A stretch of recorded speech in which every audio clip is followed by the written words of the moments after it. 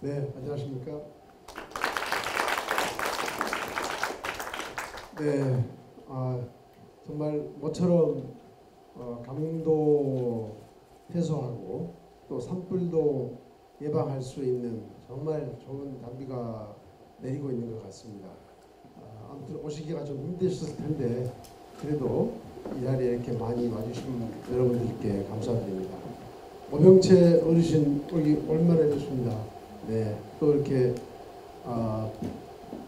평소에 건강도 좀 안 좋으실 때가 많은 것으로 알고 있는데 오늘 이렇게 어르신께서 여기까지 이렇게 나와주셨습니다. 감사드립니다.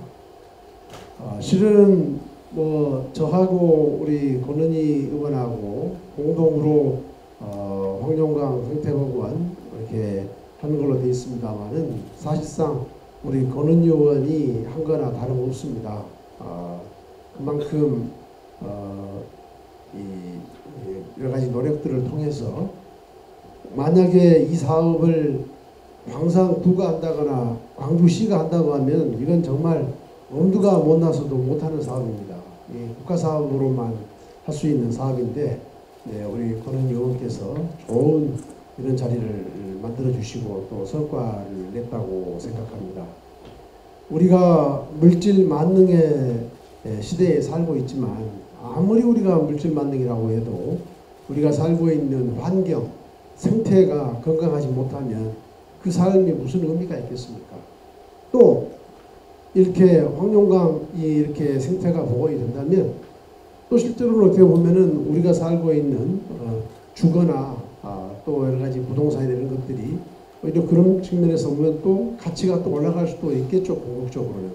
그래서 부대적으로 그렇기는 합니다만 그런 측면에서 우리가 이렇게 정말 우리 광산을 크게 품고 있는 황룡강의 생태를 복원해서 우리의 이 삶의 환경을 아주 획기적으로 변모시킬 수 있다면 이보다 더 좋은 일이 어디가 있겠습니까? 아무튼 오늘 이 토론회를 통해서 황룡강을 어떻게 건강하게 복원시킬 것인가에 대한 좋은 결론이 맺어질 수 있는 자리가 됐으면 좋겠습니다. 다시 한번 이렇게 함께 해주신 모든 분들께 감사드립니다. 고맙습니다. 네, 감사합니다. 네, 이어서 권은희 광주광역시당 위원장님의 인사 말씀이 있겠습니다. 네, 함께 해주셔서 감사합니다. 날씨가 궂은 때도 함께 해주시고 이 황룡강 생태보건 사업과 관련해서 말씀드릴 때는 지역의 우리 어르신들이 정말 좋아해 주셔서 저도 너무 기쁘게 진행하고 있습니다. 제 1회 때는 황룡강의 중요성과 이 사업의 필요성에 대해서 저희들이 논의를 했는데 다만 황룡강의 국토부의 정비 사업이 진행 중이어서 환경부의 생태보건 사업을 착수하기가 어렵다라는 그런 한계에 대해서도 저희들이 확인을 했습니다. 그런데 지금 1년여가 지난 이 2회 황룡강 생태보건 사업을 준비하면서 이제 환경부에서도 국토부의 정비 사업과 병행해서 생태보건 사업을 진행할 수 있다는 판단이다라는 그런 긍정적인 답변을 듣고 더욱 기쁜 마음으로 이 사업과 관련된 보고대회를 개최하게 됐습니다.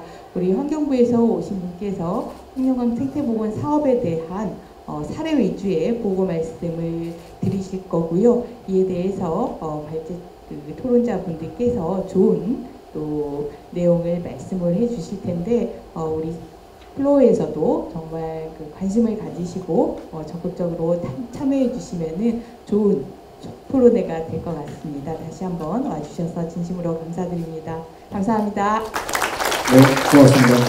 조금 늦게 도착했습니다. 네, 김옥자 광주광역시 의원님 참석하셨습니다. 네, 이어서 부탁의 말씀드리겠습니다. 오병채 대한노인회 광주광역시 회장님 인사 말씀 좀 부탁드리겠습니다. 네, 고맙습니다. 네.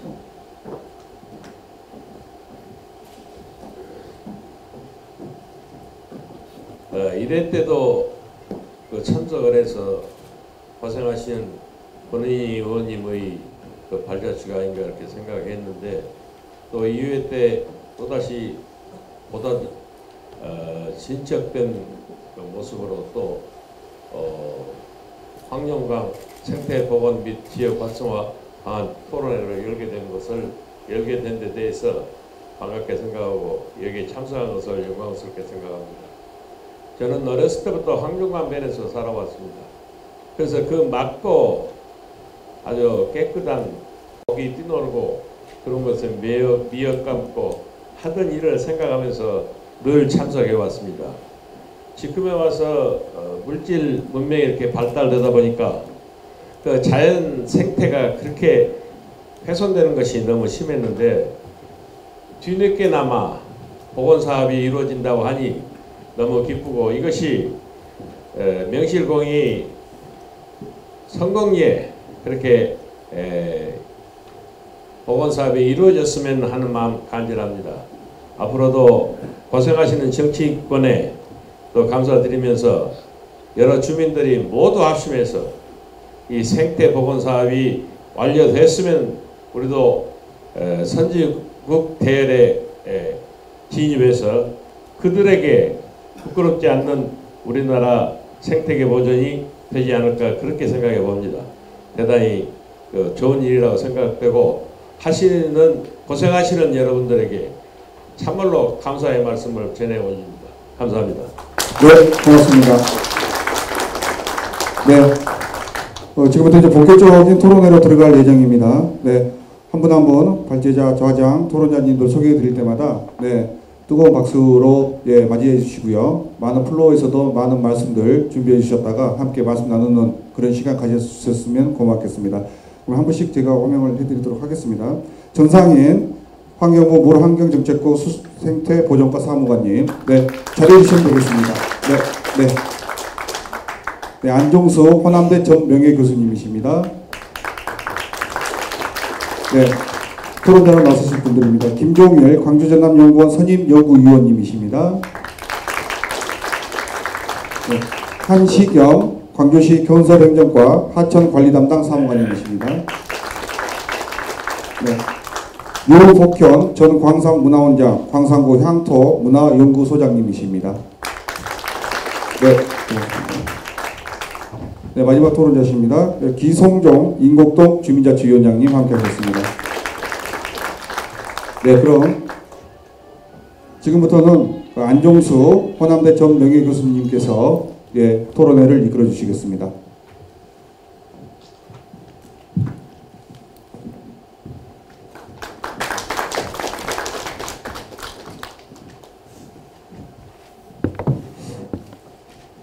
오늘 봄비가 촉촉이 오는데 마치 주제도 황룡강 생태복원과 지역 활성화 방안이라고 하는 정말 새싹이 돋아나는 것 같은 그런 주제의 좌장을 맡게 돼서 저로서는 다시 한번 영광입니다.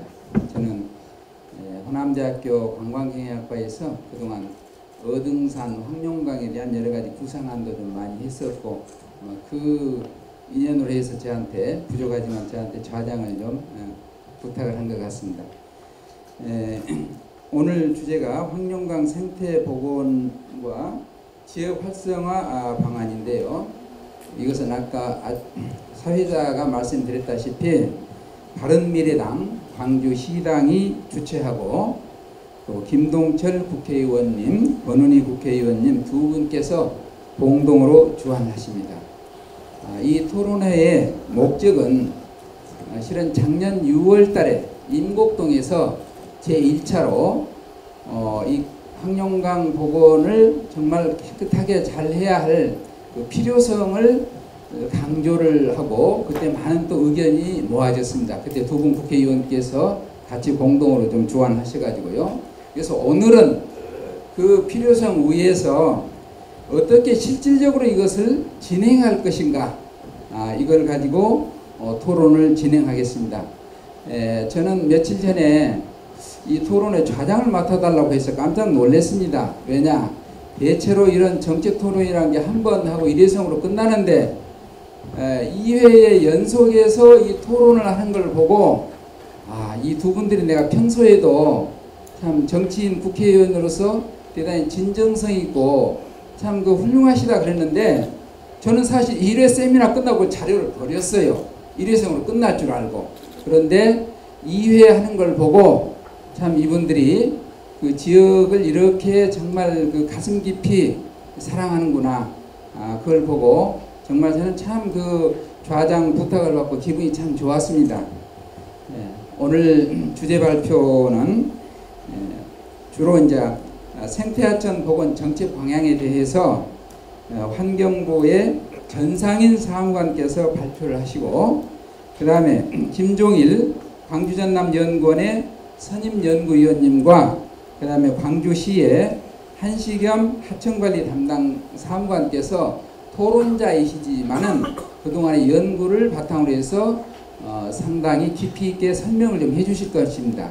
이 설명을 기반으로 해서 유복현 전 광산 문화원장님, 기성종 임곡동 자치위원장님께서 토론에 함께 하시겠습니다. 물론 오늘 여기에 참석하신 주민 여러분들께서도 토론을 적극적으로 참여해 주시면 좋겠습니다. 제가 아침에 신문을 보니까 임동철 국회의원님께서 이 황룡강 복원을, 생태 복원을 기반으로 해서 어떻게 지역경제 활성화를 좀 크게 큰 그림을 이뤄낼 것인가, 그것을 강조를 하셨고요. 또 권은희 국회의원님께서 계속 이 주제를 가지고 이렇게 다루는 것은 황룡강 생태 복원이 주요 목적이지만은 그것을 가지고 광산을 어떻게 조금 더 경제적으로 문화적으로 좀 보다 더 좀 활성화할 건가, 이런 큰 목적이 있다고 봅니다. 그래서 오늘 이 토론에 참석하신 여러분들께서는 황룡강 복원뿐만 아니라 환경과 문화에 대해서 보다 더 큰 그림에 접근을 해가지고 좋은 의견이 있으면 기탄 없이 오늘 발표를 해주실 것을 주최 측에서는 기대하고 있습니다. 그러면 지금부터 토론회를 시작하겠습니다. 우선 오늘 발표해 주실 전상인 환경부 사무관님 소개해 드리겠습니다.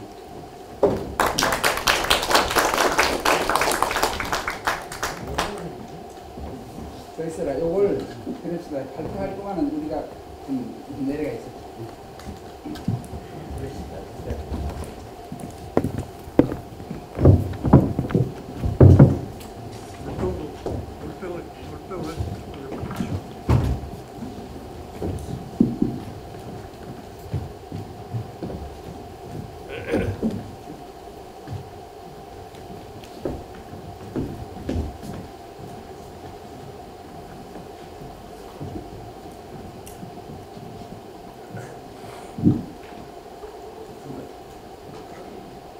네, 반갑습니다. 방금 소개받은 환경부 생태보존과의 전상인 사무관입니다.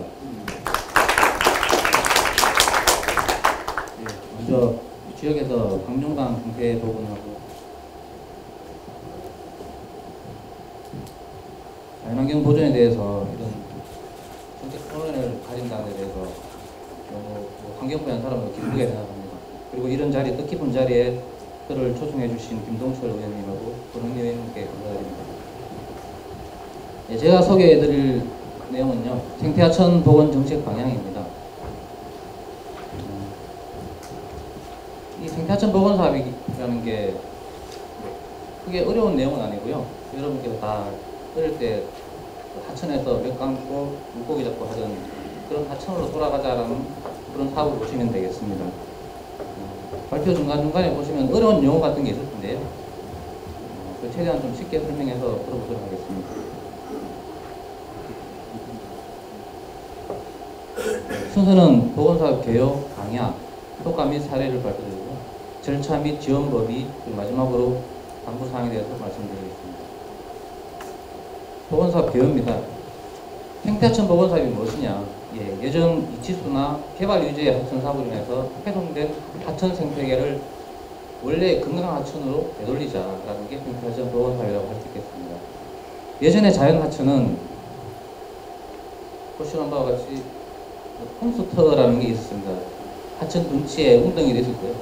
거기서 개구리도 있었고 돌청이도 살고 있었고, 여러 동식물들과 사람이 함께 사는 그런 하천이었습니다. 근데 이제 70년, 80년대 산업화 도시화를 거치면서 하천은 이제 정비 하천으로 바뀌게 됐습니다. 예전 하천은 사실 제방이나 뚝이 낮아서 홍수가 많이 나고 했었습니다. 그 물길을 넓혀서 하천 방제를 주목적으로 해서 이제 하천을 정비하게 되는데요. 쉽게 설명 물그릇을 키운 거죠. 물길을 내고 물이 빨리 빠져나가게끔 그런 하천을 만들었습니다.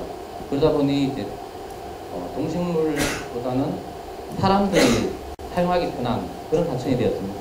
그 하천을 원래의 하천으로 돌리자 마지막 그림 되겠는데요. 이렇게 그 주차장이나 보수부지를 뚫어내고 예전 그 홈스터 물고기의 뭐 도롱뇽 개구리가 살던 그런 홈스를 되돌리자라는 게 되겠습니다. 이게 과연 어디까지 돌릴 것이냐? 그럼 어디까지 복원할 것이냐? 그 방법론에 보면요, 한 세 가지로 나눌 수가 있겠습니다. 원래대로 되는 원형 복구가 있고요, 그리고 유사 복원, 대체 복원 이렇게 나눌 수가 있는데요. 원형 복원은 말 그대로 그 태초의 그 하천처럼 최대한 그 인위적인 요소를 배제하는 그런 하천이 되겠고요. 유사 복원은 일반적인 하천을 이제 인위적인 걸 최소화시키면서 원래대로 돌리는 유사 복원이라고 하고요. 대체 복원은 도심지 하천 같은 경우에 더 이상 원래대로 불가피하게 못 돌리는 하천에 대해서 생태계가 그들만의 생태계가 살아 움직일 수 있는 그런 하천을 만드는 걸로 보시면 되겠습니다. 대체 하천의 복원, 대체 복원의 대표적인 하천은 아마 서울의 청계천 정도를 생각하시면 될 것 같습니다. 추진 현황입니다. 생태하천 복원 사업은 87년부터 추진해 왔습니다. 31년째인데요. 그동안 577개 하천에 국비가 한 2조 6천억 정도 투입이 됐고요. 18년엔 올해에는 지금 76개 하천에 대해서 국고가 1,400여 원 정도 투입이 되고 있습니다. 이게 하천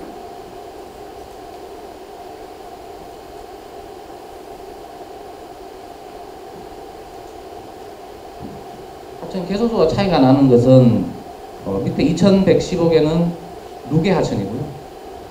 개수로 따지면 577개 하천으로 보시면 되겠습니다. 밑에는 그 대표적이라 할 수 있는 안양 하기천입니다. 하기천이 예전에 이런 하천이었다가 현재는 이런 하천으로 대표적인 하천으로 볼 수 있겠습니다.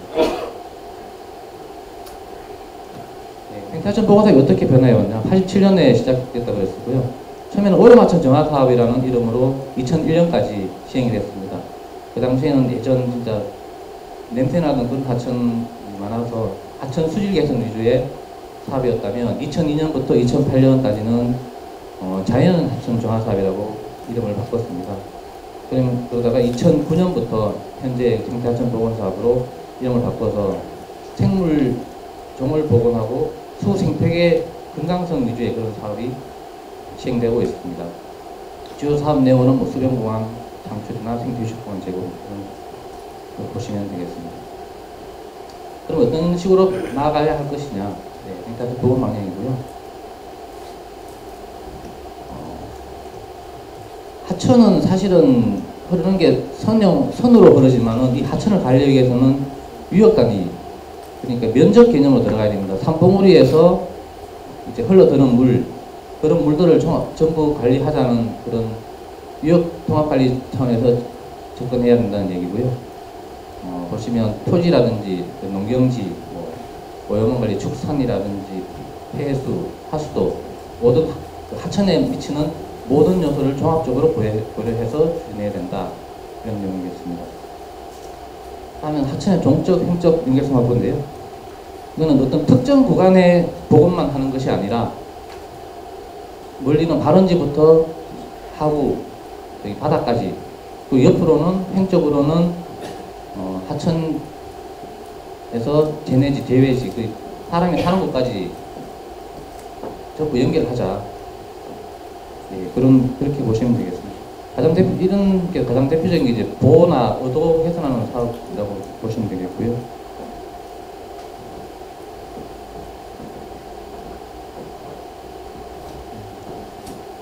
이게 기대종이라고 이게 1993년도 유엔 환경계획에서 처음으로 이제 제시한 개념인데요. 어떤 지역을 대표할 수 있는 그런 상징적인 동식물 이렇게 보시면 되겠습니다. 탄천, 성남 탄천 같은 경우는 예전에 각시붕어가 살았나 봅니다. 그리고 서호천의 백로, 강릉 경포에는 수달이 살았습니다. 이 깃대종을 복원하자. 이게 어떤 상징성을 가진다고 보시면 될 것 같아요. 이런 깃대종의 살아남으로 해서 예전 어릴 때 추억도 살아나고요. 생태계도 살아난다고 보실 수 있겠습니다.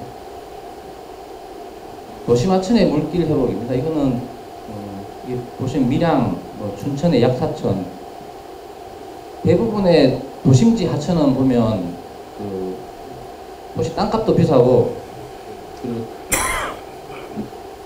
안전상의 문제도 있고 해서 예전에 많이 콘크리트로 다 포장을 했습니다. 덮어가지고 그걸 하수도로 이용하고 그 위에 주차장을 설치하고 차도 설치하고 이렇게 했는데 지금은 그 복개된 하천을 걷어내고 옛 물길을 살려서 생태하천 사업을 추진하고 있습니다. 이게 처음 발단이 된 게 아마 청계천 보건 사업이라고 할 수 있어요. 그 이후로 청계천 플러스 20이라고 해서 각 주요 도시마다 지금 20개 정도가 추진이 되고 있습니다. 완료되었거나 추진 중에 있습니다.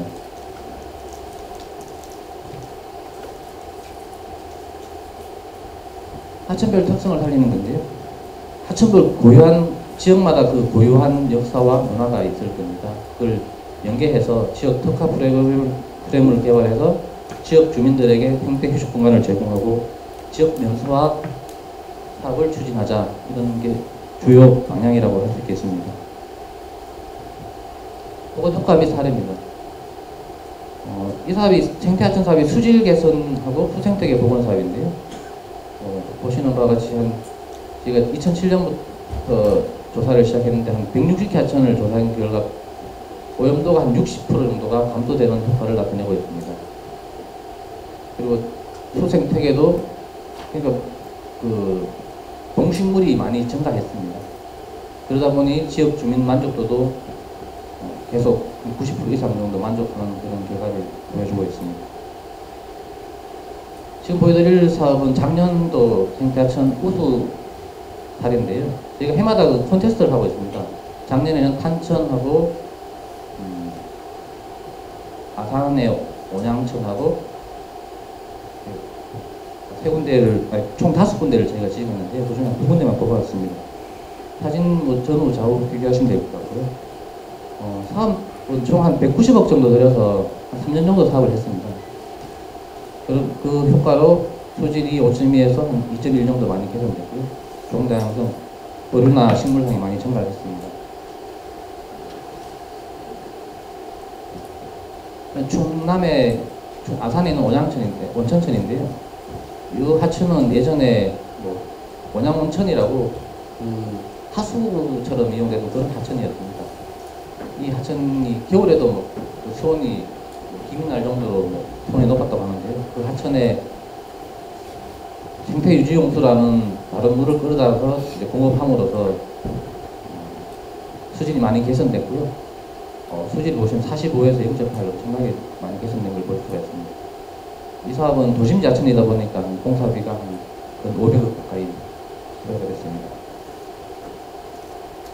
황룡강 여기 상류적인 장성군에서 한 사업인데요. 여기는 총사비 200억으로 되어 있는데 사실 여기는 황룡강하고 개천이라고 있습니다. 그 개천에 2.7km 하고 황룡강이 2.5km 해서 총사비는 한 400억 정도 들어가 됐습니다. 국고가 60%니까 240억이 들어갔고요. 지방비가 160억 정도 들어가는 걸로 알고 있습니다.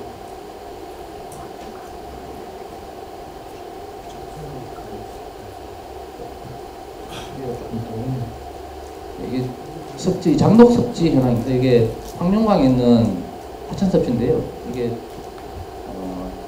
이 물고기사는 저희 같은 환경부 자연보전국에서 지금 시행 중인 것으로 알고 있는데요. 이게 광주하천연구원에서 연구를 하고 농촌환경지원센터에서 이제 이 섭지 전략 계획을 수립하고 지역에서 많이 노력을 하신 걸로 알고 있습니다. 그래서 작년 10월달에 국지섭지센터로 국가섭지보호 지역으로 지정해달라고 요청을 해서 지금 올 3월부터 정률 조사를 한 다음에 11월까지 조사한 다음에 그 이후에 아마 뭐 지역 주민 의견 수렴이나 뭐 관계기관 협의를 통해서 지정 여부를 검토하게 될 것으로 알고 있습니다.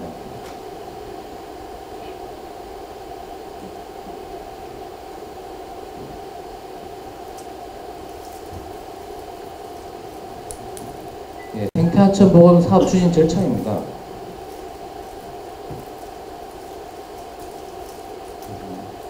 신청, 일단 먼저 이 사업 추진 절차부터 설명드리면요. 하천법에 따라 하천 기본 계획이라는 게 10년마다 수립이 되고 있습니다. 이 하천 기본 계획이 수립된 하천에 대해서 수생태계를 어떻게 복원할 것이냐, 수질 개선을 어떻게 할 것이고, 뭐 섭지라든지 이런 걸 어떻게 할 것이냐, 수생태계 복원 기본 계획이라고 보시면 되겠습니다. 기본 계획을 수립해서 사업을 신청하게 됩니다. 그러니까 여기는 영산강 유역환경청에 신청을 할 텐데요. 그러면 사업이 선정이 되고 이게 국회 심의를 통과해야 됩니다. 그리고 나면 이제 실시 설계를 하겠고요. 그럼 이 실시 설계를 가지고 시도에서 시도 생태보건심의위원회라는 데 있습니다. 여기서 최종 설계 심의를 하는 거죠. 그러면 하천관리청에다가 하천공사를 시작하겠다. 시행허가를 받아서 착공하고 준공하게 되어 있습니다. 준공하면 사업이 완료될 수 있겠습니다. 네. 아까 그 사업 추진 절차보다 중요한 게 예산 편성 절차인데요. 일단 시군구에서 예산 신청을 4월 1일까지 시도에 제출을 하게 됩니다. 그러면 그 시도에서 그걸 받아서 각 관할 시군구가 많겠죠. 그걸 다 취합해서 그걸 검토하고 조정해서 4월 30일까지 영산강 유역환경청에 제출을 하게 됩니다. 그러면 그걸 가지고 또 이제 우선순위라든지 이걸 협의하고 검토해서 환경부로 5월 말까지 저희한테 예산을 신청하게 됩니다. 이 예산은 다시 기재부로 제출되고 정부안이 회계연도 시작 90일 전까지 국회로 제출되게 되겠습니다. 그 이후에 국회 최종 12월 초에 이제 최종 심의를 해서 예산이 확정이 되겠습니다.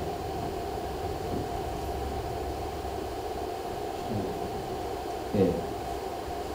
그럼 어디까지 사업 지원이 가능하냐? 뭐 좀 다닐 수는 없는 거고요. 저희가 이제 수질 개선하고 수생태계가 주 사업이다 보니까 수질 개선하는 정화섭지라든지 뭐 하천 하도 준설 수질과 개선되는 일체 사업과 수생태계 복원을 위한 일체 사업은 지원이 된다고 보시면 됩니다. 환경생태 유량 공급시설은 최근에 이제 도시 하천들이 대부분 근천화됐습니다. 근천화되다 보니까 생태계가 훼손되니까 그 유량을 공급해주는, 그러니까 하루에서 물을 끌어다 쓴다든지 아니면 하수 처리장 제2용도를 사용하는 그런 공급시설로 보시면 되겠습니다. 생태 체험시설은 보시면 되고요. 토지 매입 비용은 직접적으로 필요한 사업에 대해서 저희가 지원해 드리는 거고요.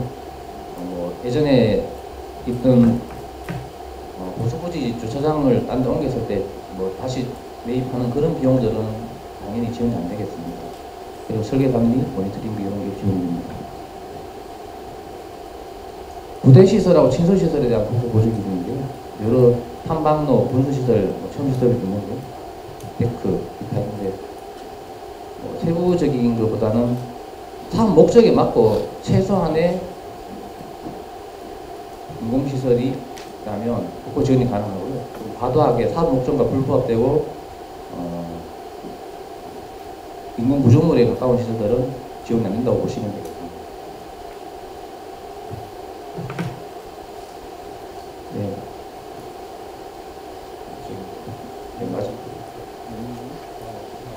네, 이제 마지막인데요. 주의 및 당부사항이라고 말씀드렸는데 사실 이거는 사업 추진하기 전에 먼저 선행돼야 할 사항들입니다. 신규 사업 아까 4월 1일까지 시도에 제출한다고 했었는데 신규 사업 신청하기 전에 먼저 해야 될 것이 하천 기본 계획 말씀드렸고요. 생태 하천 보호 계획이 예산 신청 시까지 수립이 돼야 되겠습니다. 그리고 주 목적에 따라서 해당 부서에 신청하는데요. 수질 개선 및 수생태계 복원 사업은 저희 환경부로 신청해 주시면 되고, 하천 정비는 국토부로 신청하시면 됩니다. 이거 어떻게 나누냐면, 이제 전체 총 사업비를 기준으로 해서 50% 이상 수질 개선 사업이다 하면 환경부로, 하천 정비 이치수가 50% 이상 초과한다 하면 국토부로 신청해 주시면 됩니다. 저희 생태하천 복원 사업은 인공시설물 설치를 최대한 지향하고 있습니다. 조경이라든지 공원 내용 보시면 싶고, 그리고 준공이 되면 저희는 5년간 모니터링을 실시하도록 하고 있습니다. 이게 사업이 잘 됐는지, 동식물은 잘 서식하고 있는지 5년 정도 모니터링을 하도록 하고 있고요. 체험 교육 홍보 프로그램, 이게 주민 참여하는 건데요. 이거는 준공되고 난 다음 뿐만 아니라 사업 계획 초기 단계부터 주민들이 같이 참여해서 지역 거버넌스를 통해서 예전에 어르신들이 살았던, 같이 놀았던 하천이 어땠는지, 그렇게 최대한 예전의 원형의 하천으로 복원하는 게 최종 목표라고 볼 수 있겠습니다. 네, 이상 답변 마치겠습니다. 네, 감사합니다. 네, 뒤쪽에 불 좀 켜주시고요.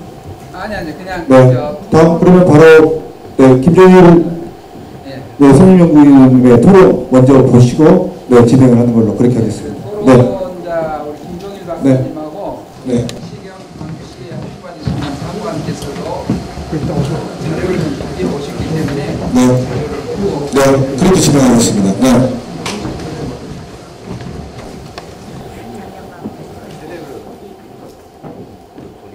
예, 광주전남연구원의 김종일입니다.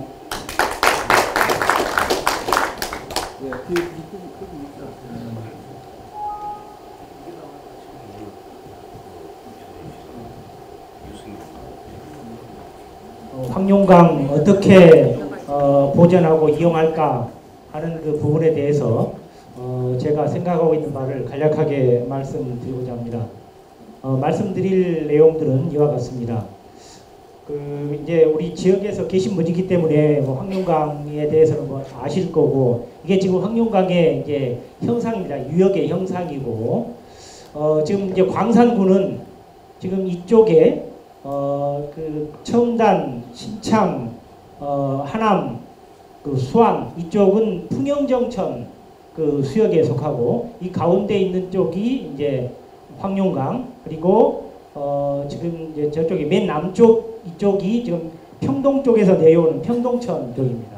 그리고 광산구의 지금 삼도에서 이제 그 한평 쪽으로 넘어가는 쪽에 대산동 쪽 이쪽 부분은 나주 쪽으로 빠집니다. 장성천 유역 쪽에 속하고, 양동 쪽 이쪽에 지금 양동 쪽은 고박원천 쪽으로 이렇게 이제 들어가는 그런 그 수계로 구분이 되어 있습니다.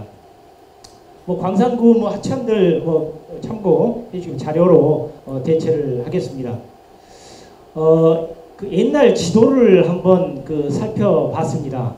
지금까지 전해온 지도로는 뭐 일제 강점기 때 1910년대에 만들어놓은 지도들이 있는데, 그 지도들이 좀 너무 오래됐고, 그래서 국립지리원에서 만든 지도 중에서 가장 좀 오래된 지도를 찾았던 것이 이제 56년 지도를 찾았습니다. 56년 지도 보시면 이 영산강이 상당히 이 공류가 꾸불꾸불하게 많이 흘렀던 것을 알 수 있을 겁니다. 이게 지금 영산강의 모습이고 황룡강의 모습입니다. 특히 이 영산강하고 황룡강이 합류되는 이 공항 부분에 이런 그 꾸불꾸불하고 있는 이런 하천들의 모습입니다. 그런데 이것들이 전부 다 지금 직강화 됐고요. 여기는 지금 현재는 이 지도상에는 공항이 개발되기 전입니다. 이쪽 모습을 보시면 여기가 지금 현재 상무지구인데, 상무지구에 공항이 있었어요. 상무지구에 공항이 있다가 1964년도에 공항이 건설돼서 이쪽으로 이제 오게 되지요. 이것은 이제 그 영산강 조금 더 상류 지역의 모습입니다. 저쪽 지금 이제 첨단지구 쪽의 모습이고, 이쪽 이 부분은 신창동하고 독립지구 그 사이에 그 지난번에 그 4대강 사업했던 그 지역입니다. 여기가 지금 풍영정이라고 하는 정자가 있는 지역이고 이 하천이 풍영정천입니다. 그리고 다음 지도를 보시면 이게 이제 황룡강과 평림천이 만나는 송산교 부분입니다. 이 평림천도 비교적 당시에 이게 모습을 보면 상당히 그 꼬불꼬불한 하천의 그 모습으로 이렇게 나타난 것을 알 수 있을 겁니다. 그리고 이제 그 뒤에 71년도의 지도입니다.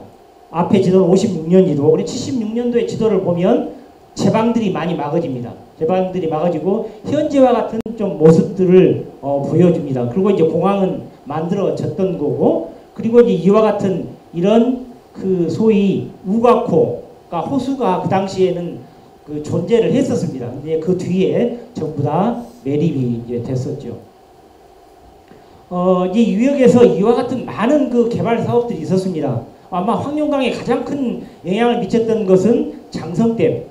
이 이제 비롯해서 많은 그 평림댐이랄지 이런 그 댐들이 만들어지면서 홍수는 좀 줄어들었습니다만 하천의 유량들이 많이 이제 감소하고 또 습지가 이제 발달됐던 것이고요. 그리고 60년대부터 있었던 그 제방들이 이제 많이 만들어지면서 하도가 이제 그 쭉쭉 뻗은 이제 직선화가 됐던 것이고요.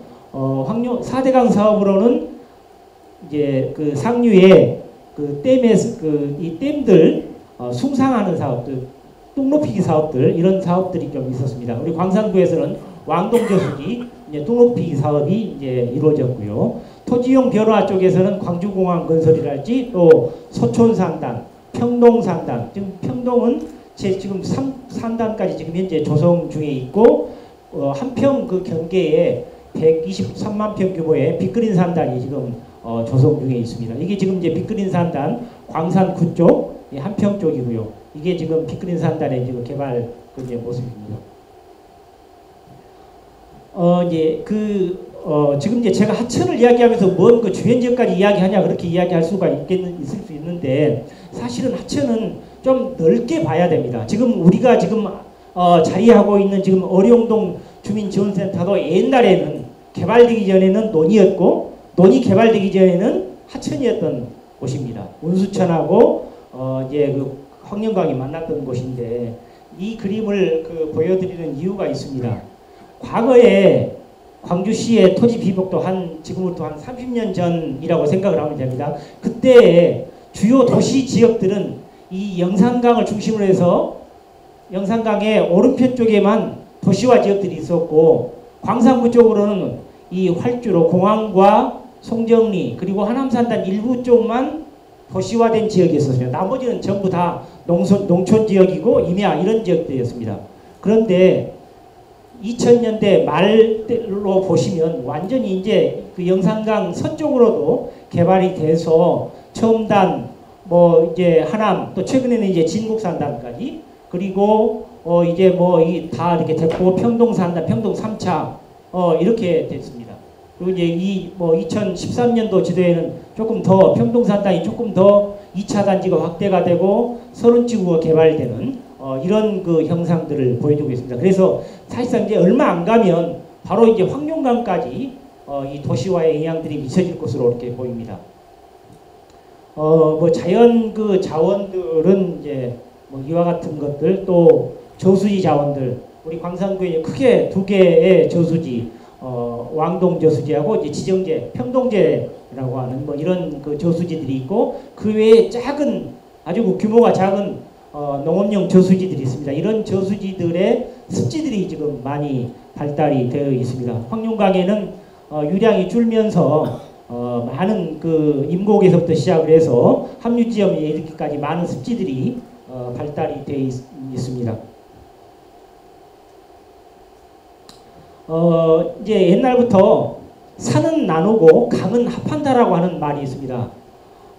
이 황룡강과 황룡강을 이야기하면서 장성하고 불가분의 관계에 있는데 이 황룡강은 조선시대 때는 이 삼남길의 이제 주요 루트가 됐었고 또 이제 뭐 각종 이제 교통로가 이제 됐습니다. 또 이런 그 황룡강이나 교통로를 통해서 많은 인물들이 교류하면서 인물들을 배출을 했었고, 그런 것들이 결국은 우리 뭐 장성이랄지 뭐 광산 일원에 많은 그 문화유산들을 남겼습니다. 이제 그 과제를 어떻게 하면 좀 이용을 할까 하는 쪽에서 첫 번째로 이렇게 생각해 볼 수 있는 게, 황룡강을 보존하고 또 이용하기 위한 종합적인 어떤 그런 그 구상들이 좀 있었으면 좋겠다. 이런 구상은 당연히 아까 금방 말씀드린 대로 장성군하고 함께 좀 이런 그 큰 그림들을 좀 그렸으면 좋겠다. 장성군은 지금 현재 황룡강 르네상스 프로젝트를 추진을 하고 있습니다. 근데 아직은 이제 우리 광산구 쪽은 그런 계획이 없습니다만 같이 이런 계획들을 한번 수립을 해봤으면 좋겠다. 둘째는 황룡강은 평림천하고 만나는 지점부터 영산강 합류 지점까지만 국가하천으로 지금 지정이 됐고, 그 상류 구간은 지방하천입니다.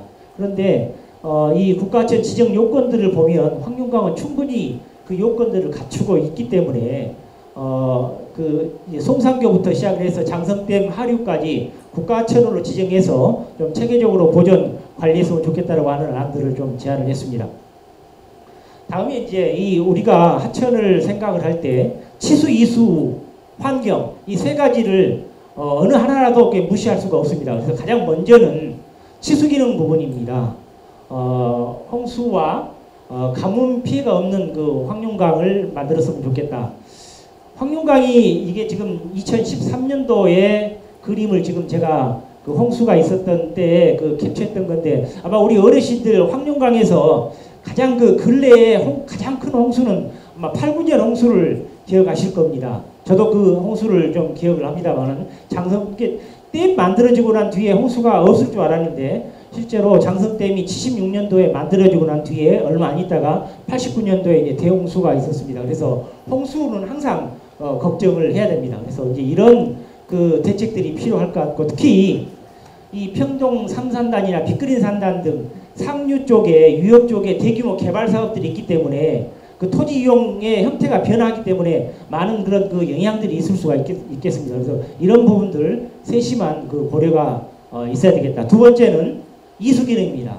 우리가 그 하천을 공업용수, 농업용수, 생활용수 또 하천 유지용수로 이용을 하고 있습니다. 우리가 현재 황룡강은 우리 광주 시민들은 황룡강 물을 먹지 않습니다만은 황룡강 상류에 있는 평림댐의 물은 상수원으로 이용을 하고 있습니다. 그리고 대체적으로는 황룡강을 이제 농업용수나 뭐 공업용수 수준으로 이용을 하고 있습니다만은 사실은 지금 황룡강에 물이 이렇게 적게 흐르고 있는 것들은 상류에 있는 너무 많은 농업용 댐과 저수지 때문입니다. 그래서 미래의 농업용수 수유량 이런 부분들을 정확히 산정을 해서 수자원을 각 용도별로 좀 조화롭게 이용을 했으면 좋겠다라고 하는 안들을 좀 제안을 했습니다. 세 번째는 이제 환경 기능입니다. 우리가 지금 이 시간에 많이 지금 이야기하는 쪽입니다만은, 그래서 아까 지금 환경부 사무관님께서 환경 생태보건 쪽 이야기했을 때 깃대종 말씀하셨습니다. 그래서 저는 황룡강의 깃대종을 퉁사리로 한번 정해봤으면, 이 퉁사리는 멸종위기 1급인데 여기 그림에서 보시는 바와 같이 여기에 황룡강의 과거에 퉁사리가 서식했던, 그래서 이 흔적을 발견을 했었습니다. 1970, 80년대 조사에서는. 근데 그 이후로는 아직 발견이 되지 않고 있습니다. 임곡 부분에서 서식하는 것을 이제 발견을 했다고 하는데, 그래서 퉁사리가 되돌아오는 황룡강이 됐으면 좋겠다. 그래서 이러한 그 안들을 좀 제안들을 했습니다. 수질 및 생태 보존, 그다음에 이따 열섬현상 이따 다시 한번 말씀드리겠습니다. 그리고 황룡강 유역에 있는 많은 크고 작은 저수지들이나 이런 그 작은 자원들을 좀 보존도 해보자. 자전거 도로나 산책로 이런 부분들도 지금 많이 만들어져 있습니다만은 관리가 안 되고 있는 부분들도 좀 많이 있습니다. 너무 좀 지나치게 많은 시설들을 할 필요는 없고, 또 기존에 있는 시설물을 좀 체계적으로 관리를 하자. 또 낚시 부분도 저수지나 이 하천변에서 이렇게 쓰레기를 투기하거나 이런 부분들, 낚시꾼들 이런 부분들이 상당히 많이 있습니다. 그리고 폐기물의 불법 투기 소각, 하천 주변에 사람들이 안 보이는 곳이기 때문에 차가 쉽게 들어가서 거기에 폐기물들을 불법적으로 투기하고 소각하는 행위들 많이 볼 수 있습니다.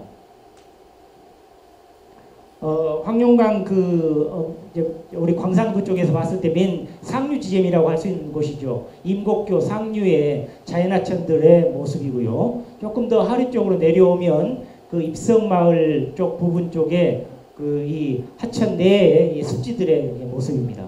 그리고 이제 아까 말씀해 주셨던 장록 습지 쪽의 모습이고요.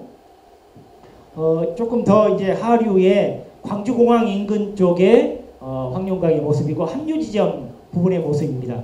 사실 이 합류지점 부분이 4대강 사업으로 인해서 전부 다 이런 그 습지 자원들이 전부 다 훼손된 이런 상황들입니다.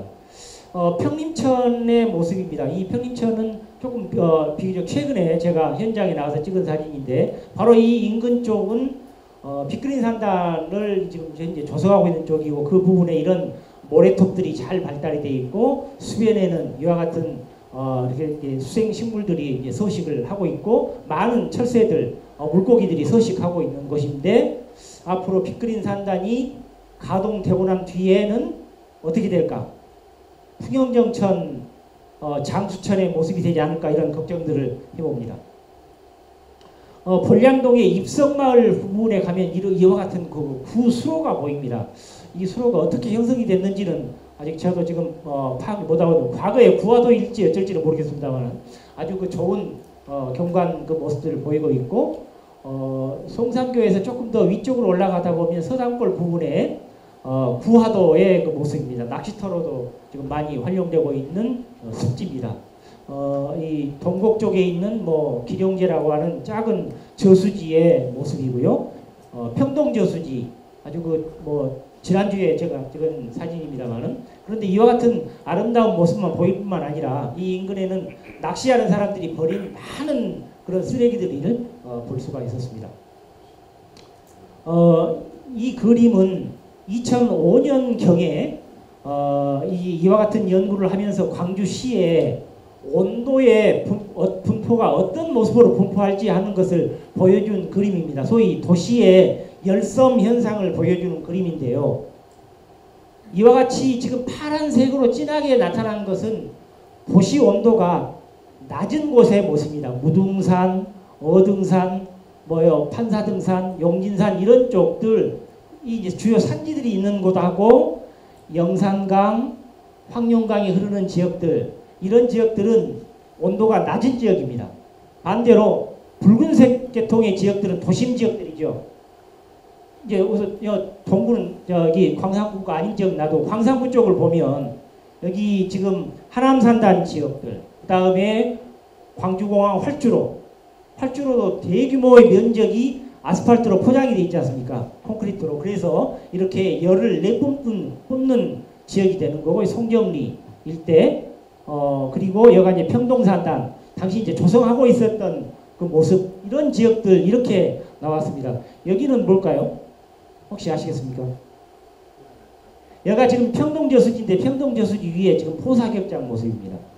그 포사격장이 전부 다 나지로 까져 있지 않습니까? 숲이 있는 곳이 아니고 그래서 이와 같이 열원입니다. 열을 내뿜는 곳. 이 열원은 나중에 한여름 때 우리가 정말 더욱 그 무더위가 심할 때 열을 내뿜는 그런 그 지역들인데요. 이 그림은 이제 우리 연구원에서 그 작년도에 위성 사진을 구해서 이제 만든 열섬 지도입니다. 그러니까 앞에서 한 것보다 벌써 아주 최근 자료죠. 여기 보시면 이제 그 수안지구랄지 이런 지역들이 개발되면서 훨씬 더 많이 또 여기는 첨단 지역이고요. 평동 지역들 또 평동산단이 확대되는 모습들 여기가 뭘까요? 이곳이 빅그린 산단입니다. 빅그린 산단이 광산구하고 월야하고 경계 지역에 개발되면서 빅그린 산단도 이와 같이 이런 지역입니다. 그래서 제가 이 그림들을 보여주는 이유가 이 광산구가 그리고 지금 이 여론들을 보여주는 내원들을 아까 이제 도시 온도를 낮게 해주는 산이나 하천들의 모습은 하천이 이렇게 흐르고 있는데 물이 많지 않기 때문에 그 흔적이 높지 않습니다. 크게 드러나지 않아서 앞으로 우리의 과제는 이 황룡강에 많은 물들이 철철 흘러서 그 물들로 하여금 도시의 열섬 현상을 완화해 줄 수 있는 그런 기능들을 좀 이제 기대를 해봐야 될 것 같고, 도시 외곽 지역에 있는 이런 저수지도 잘 보존해서 이런 것들이 열섬을 완화해 줘야 될 것으로 이렇게 보입니다. 이제 마지막입니다. 황룡강 유역은 아닙니다만은 황룡강하고 영산강이 만나는 지점에 이제 우리 광산구 구민들의 최대의 수건인 이제 광주공항이 있습니다. 이걸 어떻게 할 건가? 여기는 지금 이와 같은 많은 하천들이 사방에서 흘러온 하천들이 합류하는 만나는 지점입니다.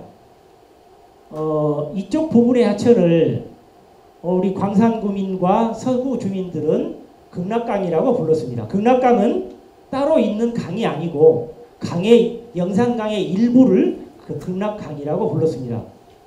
그래서 이 극락강을 왜 극락강이라고 했을까?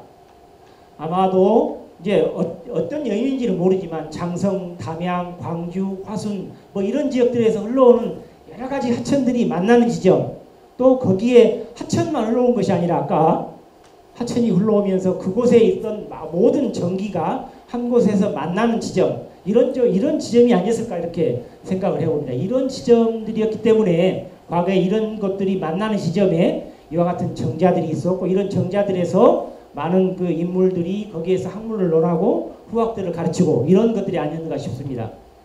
그리고 특히 이곳 광주공항이 있었던 부지는 공항이 있기 전에는 전부 다 저습지대였습니다. 광주에서 해발 고도가 가장 높고 지하수가 조금만 파면 지하수가 나오는 지역들입니다.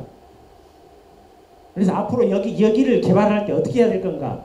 상무지구, 수안지구, 제2의 상무지구나 제2의 수안지구처럼 할 건가?